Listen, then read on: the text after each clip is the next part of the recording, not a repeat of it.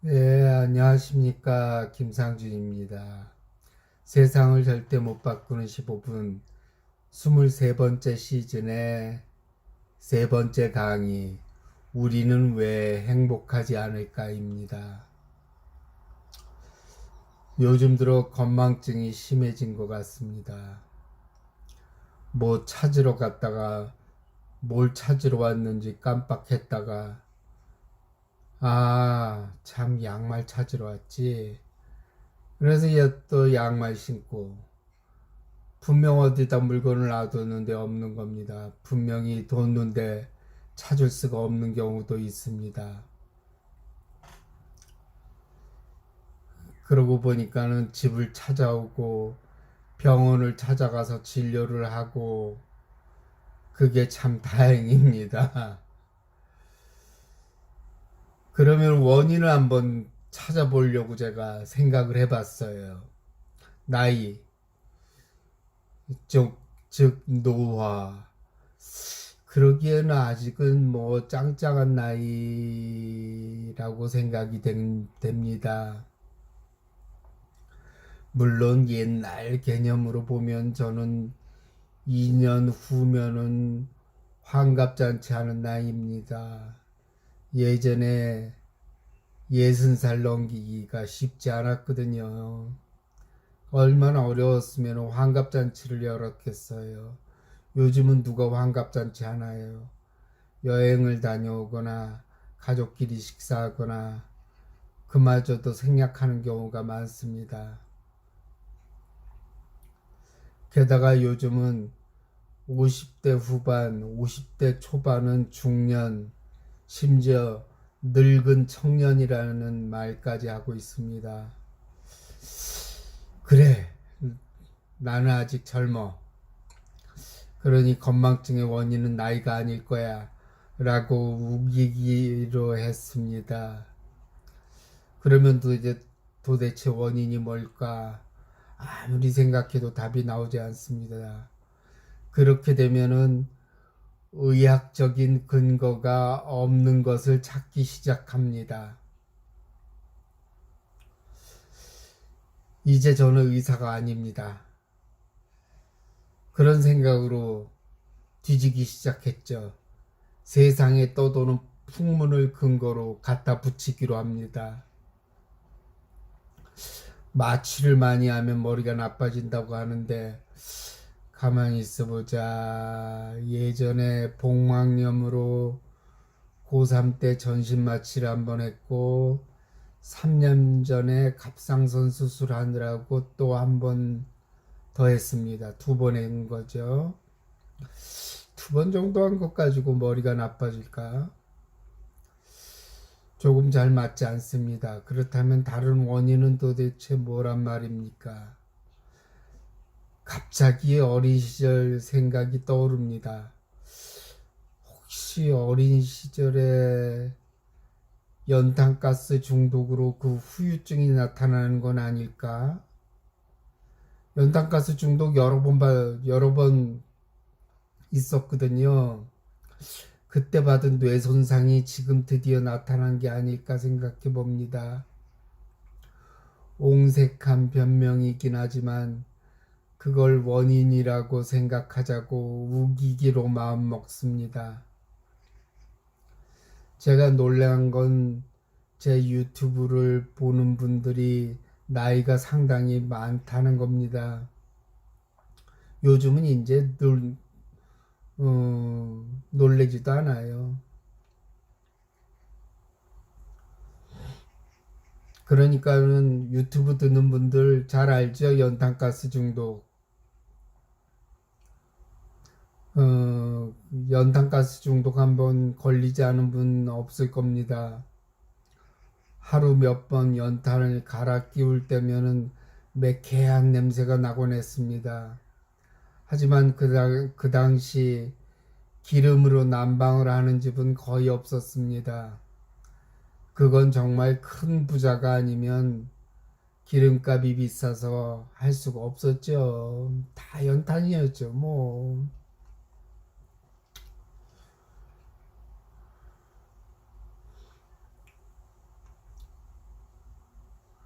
그 당시 연탄가스 중독이 되면은 동치미 국물이 좋다고 해서 정신없고 토하는 환자에게 억지로 동치미 국물을 먹이곤 했습니다. 당시 연탄가스 중독으로 사망하는 사람도 꽤 있었어요. 일산화탄소 중독이라고 하죠. 요즘에도 일산화탄소 중독으로 사망하는 사람이 있습니다.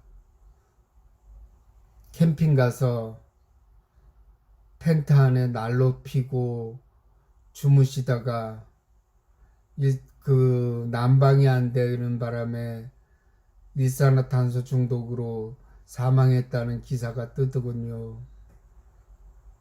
그러니까는 캠핑 가서 또 항상 환기하시고 조심하시기 바랍니다.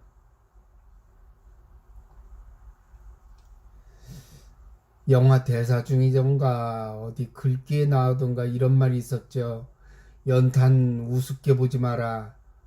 너는 그렇게 뜨거웠던 적이라도 한 번 있어 봤냐고 말입니다. 그런 말도 있었죠. 연탄가스 중독 사건이 이제 뉴스에 나오기 시작하면 겨울이 왔다는 증거입니다. 그러면 곧 김장을 하는 것이죠. 온 가족이 둘러앉아 무채를 썰고 버무리고 아버지는 배추를 씻기도 하고 염장을 하고 또 품앗이로 많은 사람들이 와서 어느 집 김장하면은 도와주고 그랬습니다. 큰 행사였죠. 어느 집은 김장을 배추를 100포기를 하느니 150포기를 하느니 하는 말을 하곤 했습니다. 우리 집은 한 100포기 했던가 그랬을 거예요. 그리고 겨우 내내 김치만 먹었습니다. 김치찌개, 김치전, 김치찜. 하여튼 김치로 할 수 있는 요리는 모두 먹어보는 계절이 그 겨울이었습니다. 다른 건 먹을 게 없었죠. 다들 어려울 시절이었으니까요. 그렇게 잘 사는 집이 그렇게 많지 않았어요. 그러니까 빈부격차가 거의 없었던 시절이었죠. 날 더운데 겨울 얘기하니까 시원하시죠. 다른 반찬은 거의 없었던 것 같습니다. 그냥 김치로 겨울을 나곤 했습니다. 아참, 지금 젊은 사람들은 믿지 못하겠지만 아파트도 각 집마다 연탄으로 난방을 하곤 했습니다. 연탄 갈아 끼우곤 했어요. 아파트에서 연탄으로 난방하고 아파트 안에다가 연탄 쌓아놓고 그랬습니다. 지금은 얼마나 편합니까? 온도도 맞춰주고 그 다음에 샤시도 좋고 여러 가지 편의시설도 잘 돼 있지 않습니까? 그리고 요즘 세대는 먹을거리도 풍부하고 게다가 더욱 놀라운 것은 집집마다 자동차가 있다는 사실입니다. 제가 대학교 2학년 때 우리 과에서 처음으로 포니를 타고 다니던 친구가 있었어요. 그거는 정말 쇼킹하고 충격적이었습니다. 아니, 집에 한 대도 없는 자동차가 아버지 차까지 해서 2대나 있다는 것은 거의 준재벌급이었습니다. 제가 운전면허를 늦게 딴 이유가 있습니다. 내가 평생 자동차 보겠어? 자동차 살 수 있겠어? 그런 생각하고 있었거든요. 그 당시에는 그랬어요. 그리고 대학 때 친구들이 운전면허 따러 간다고 할 때 속으로는 아니 평생 사지도 못할 자동차 운전면허는 뭐하러 따? 그렇게 비웃곤 했습니다. 그런데 앞서가는 친구들이었습니다.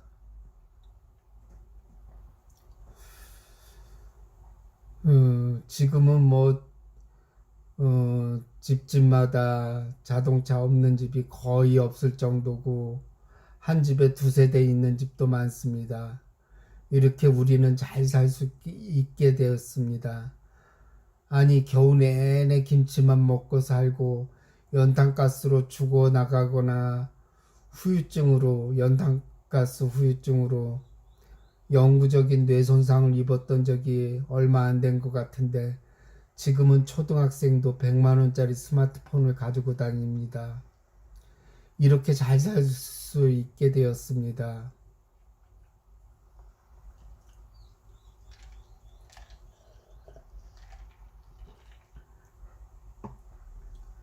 우리나라는 이제 경제대국으로 자리매김했고 사람들은 이제 개미처럼 일만 하지 않고 자신의 개성을 발휘하고 레저 활동이나 스포츠를 하는 것은 당연하게 받아들여지고 있습니다. 그런데 말입니다. 이렇게 잘 살 수 있게 됐는데 먹을 게 넘쳐나고 다양한 레저 활동을 하고 주 5일 근무를 하고 6시에 칼퇴근을 하게 되었는데 말입니다.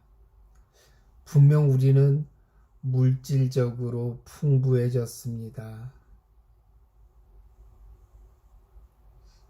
그런데 왜 자살률 세계 1위일까요? 우리나라가. 무엇이 여기서 살기 어렵게 만들고 있는 것일까요? 예전에는 연탄가스로 죽었어도 자살로 죽는 사람은 거의 없었습니다. 그렇게 김치만 먹고 살아도 김치가 자살을 예방하나? 농담입니다. 그런데 왜 우리는 스스로 목숨을 끊는 것일까요? 게다가 자살률이 세계 1위라는 오명까지 쓰고 있습니다. 여기서 알 수 있는 것은 물질적인 풍요는 분명 행복하게 해주지 못했다는 것을 알 수 있습니다. 물질은 우리 생활을 편하게 하긴 했지만 마음은 행복하지 못하게 했다는 증거입니다. 이것은 사회적인 시스템의 문제와 개인적인 문제가 어우러져서 일어난 결과입니다.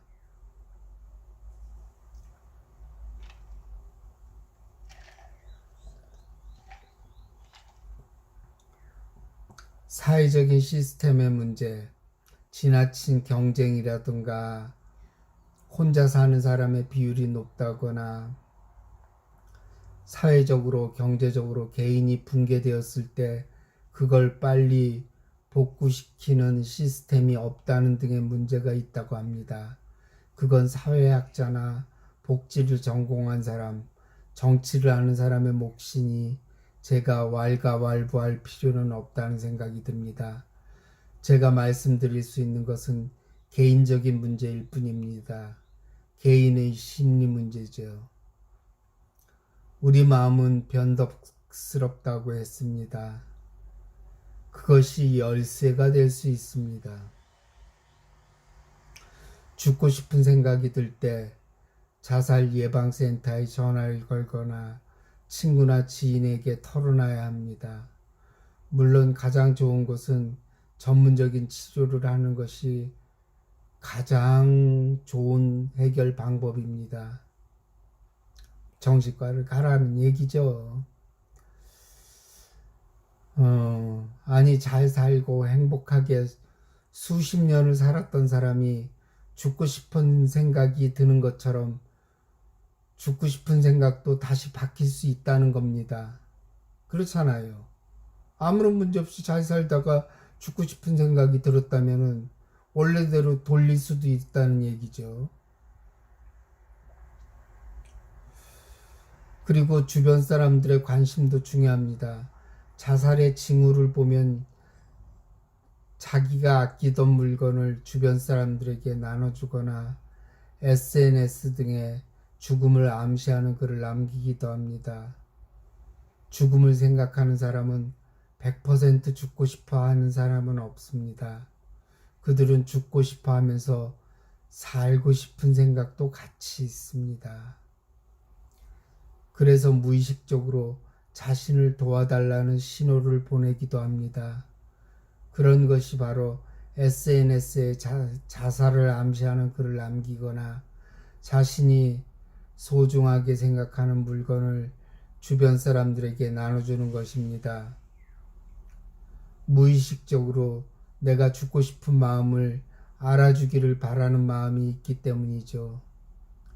그리고 자신에게 관심을 가져주기를 바라는 마음이 있는 것입니다. 무의식적으로 제발 나를 말려줘 라고 하는 신호이기도 합니다. 그러나 아무도 알지 못했을 때 아유 그럼 그렇지 나에게 관심을 주는 사람은 없어 내가 죽든 살든 아무런 상관도 안 한다고 생각합니다. 그러나 주변 사람들이 그런 느낌이 온다면 관심을 가지고 솔직하게 얘기를 하거나 전문적인 기관에 데려가야 합니다. TV를 보면 유명 연예인이나 잘 나가는 사업가들이 과거를 회상하면서 이런 얘기를 하곤 합니다. 그때는 정말 죽으려고 마음먹었다고. 그런데 어떤 계기로 인해서 그 위기를 넘기고 나니까 살아났다고 말입니다. 그리고 그때 죽었으면 어떡할 뻔했다 했냐는 말도 덧붙입니다. 죽고 싶은 생각이 들지 않는 사람은 없습니다. 어떨 때는 죽고 싶은 생각이 들 때도 있죠. 그런데 마음의 변덕이 죽고 싶다는 생각도 하게 하지만 작은 계기로 또 그 마음이 바뀔 수 있다는 것은 너무나 다행스러운 일입니다. 변덕스럽게 죽고 싶기도 하고 변덕스럽게 또 살고 싶은 게 사람 마음이라는 얘기죠. 인간의 변덕이 죽이고 살리고 하는 겁니다.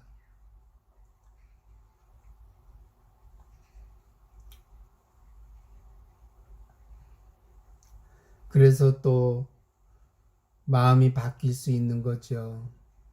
그래서 마음 공부를 하거나 마음 공부를 했던 사람들은 자신의 마음도 내 것이 아니라고 알고 있습니다. 내 마음은 절대 내 것이 아닙니다. 내 것이라면 내가 통제하고 조절할 수 있어야 합니다. 그런데 제멋대로 움직이고 제멋대로 생각하고 최악의 상황을 그려내기도 합니다. 마음 공부를 한 사람은 그걸 알고 있습니다. 죽고 싶은 마음이 들더라도 내가 죽고 싶지 않았던 순간이 더 많았듯이 이것도 지나가리라는 것을 압니다.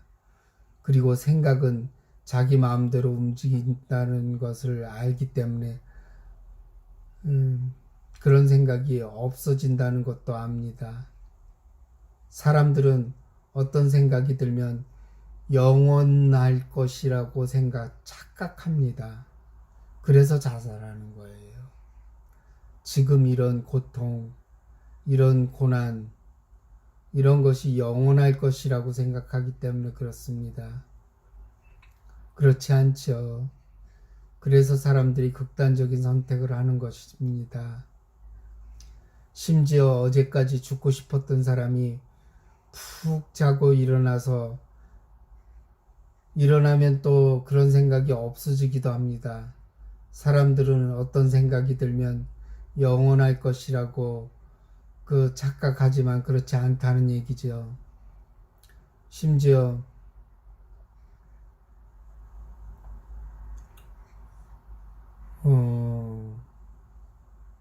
감동적인 영화를 한 편 보고 나서 생각이 달라지기도 합니다. 또 자신이 좋아하는 노래를 듣고 그 가사에 심취해서 죽고 싶은 생각이 없어질 때도 있습니다. 쇼생크 탈출을 보면은 앤디 듀프레인이 아내를 죽였다는 누명을 쓰고 수감되었으니까 거기서 20년을 기다려서 탈출했습니다. 무려 20년을 기다린 거죠. 그런데 죽고 싶은 마음이 없었을까요? 있었을 겁니다. 하지만 20년을 기다린 겁니다. 그리고 탈출을 한 거죠.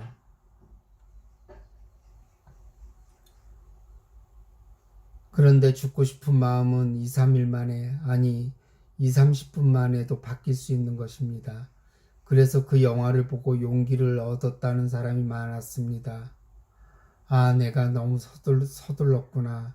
내 문제를 해결하는데 겨우 몇 달, 몇 년 걸릴 거라 생각했는데 그게 더 오래 걸릴 수 있고 포기하지 않으면 마음의 자유를 얻을 수 있다는 것을 알게 했기 때문이었습니다.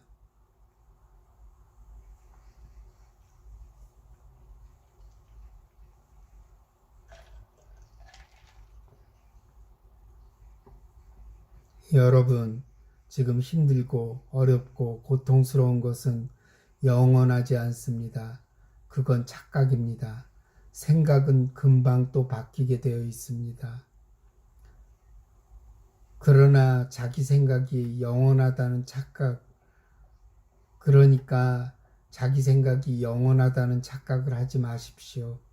분명 생각은 바뀌고 나중에 웃으면서 그때를 회상할 날이 올 것입니다.